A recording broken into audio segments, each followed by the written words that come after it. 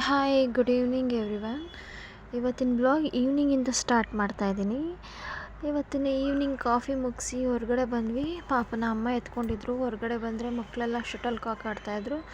ನಾನು shuttle cock ಆಡಿ ತುಂಬ ದಿನ ಆಗಿತ್ತು. ನಾನು ಸ್ವಲ್ಪ ಹೊತ್ತು ಆಡೋಣ ಅಂತ ಹೇಳಿ ಶಟಲ್ ಕಾಕ್ ಆಡಿ ಡಿನ್ನರ್ಗೆ ಆಮೇಲೆ ಪ್ರಿಪೇರ್ ಮಾಡ್ಕೊಳ್ಳೋಣ ಅಂತ ಸ್ವಲ್ಪ ಹೊತ್ತು ಶಟಲ್ ಕಾಕ್ ಆಡ್ಕೊಂಡು ಬಂದು ಆಮೇಲೆ ಡಿನ್ನರಿಗೆ ಚಿಕನ್ ತೊಗೊಂಡು ಬಂದಿದ್ದರು. ತುಂಬ ದಿನ ಆಗಿತ್ತು ನಮ್ಮನೇಲಿ ಸಾಂಬಾರು ಮಾಡಿ. ಸೊ ಇವತ್ತು ಚಿಕನ್ ಸಾಂಬಾರು ಮಾಡ್ಕೊಳ್ಳೋಣ, ಸ್ವಲ್ಪ ಚಿಕನ್ ಕಬಾಬ್ ಹಾಕ್ಕೊಳ್ಳೋಣ ಅಂತೇಳಿ ಗ್ಯಾಸ್ ಮೇಲೆ ಒಂದು ಪಾತ್ರೆ ಇಟ್ಟು ಅದಕ್ಕೆ ತೊಳೆದಿಟ್ಕೊಂಡಿರೋಂಥ ಚಿಕನ್ನ ಹಾಕ್ಕೊಂಡು ಅದಕ್ಕೆ ಸ್ವಲ್ಪ ಉಪ್ಪು ಹಾಕ್ಕೊಂಡಿದ್ದೀನಿ.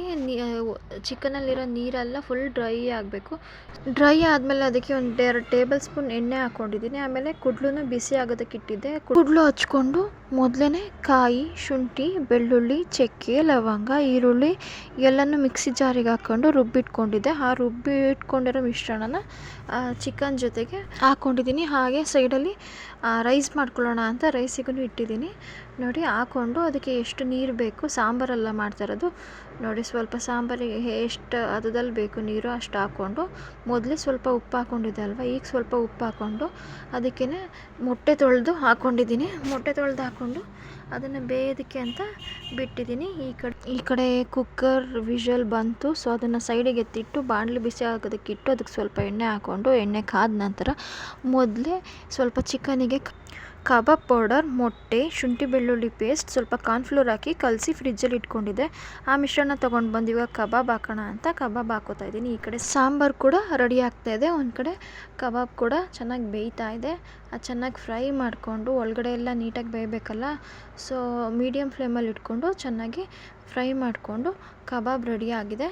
ಅದ್ರ ಜೊತೆಗೆ ಈ ಕಡೆ ಮುದ್ದೆಗೆ ಇಟ್ಕೊಂಡು ಮುದ್ದೆನೂ ರೆಡಿ ಆಗ್ತಾ ಇದೆ. ಬೆಂದಿರೋ ಕಬಾಬ್ನ ತೆಗೆದು ಮತ್ತೆ ಕಬಾಬ್ನ ಬೇಯೋದಕ್ಕೆ ಅಂತ ಇನ್ನು ಸ್ವಲ್ಪ ಹಾಕ್ಕೊಂಡಿದ್ದೀನಿ. ಅದು ಚೆನ್ನಾಗಿ ಬೇಯ್ತಾ ಇದೆ. ಹೊರಗಡೆ ಗಣಪತಿ ಸೌಂಡ್ ತುಂಬಾ ಕೇಳ್ತಾಯಿತ್ತು. ನೈಟ್ ಗಣಪತಿ ತುಂಬಾ ಚೆನ್ನಾಗಿತ್ತು. ಅದ್ರ ಜೊತೆಗೆ ಸರಸ್ವತಿ, ಚಾಮುಂಡೇಶ್ವರಿ ಮತ್ತು ಆಂಜನೇಯ, ಗಣಪತಿ ಎಲ್ಲ ಒಟ್ಟಿಗೆ ಬಂದಿತ್ತು. ಆ ವಿಡಿಯೋನು ಇದ್ರ ಜೊತೆಗೆ ಆ್ಯಡ್ ಮಾಡಿದ್ದೀನಿ ನೋಡಿ. ಆಮೇಲೆ ನಮ್ಮ ಮನೆ ಹತ್ರ ಅಂತೂ ಡೈಲಿ ಒಂದೊಂದು ಗಣಪತಿ ಬಿಡ್ತಾರೆ. ಒಂದಕ್ಕೊಂದು ತುಂಬಾ ಚೆನ್ನಾಗಿರುತ್ತೆ ನೋಡಿ. ಈ ಗಣೇಶ ಅಂತೂ ತುಂಬಾ ಚೆನ್ನಾಗಿದೆ. ಹಾಗೆ ತುಂಬಾ ಕಲರ್ಫುಲ್ ಆಗಿತ್ತು. ಹೀಗೆ ಡೈಲಿ ಒಂದೊಂದು ಬರ್ತಾನೆ ಇರುತ್ತೆ. ಹಾಗೆ ನಮ್ಮ ಗಣೇಶನ ನೋಡಿ ಎಷ್ಟು ಚೆನ್ನಾಗಿ ರೆಡಿ ಮಾಡಿದ್ದಾರೆ. ಅದರದ್ದು ವಿಡಿಯೋ ಕ್ಲಿಪ್ಪಿಂಗ್ಸ್ ಇದರಲ್ಲೇ ಆ್ಯಡ್ ಮಾಡಿದ್ದೀನಿ ನೋಡಿ.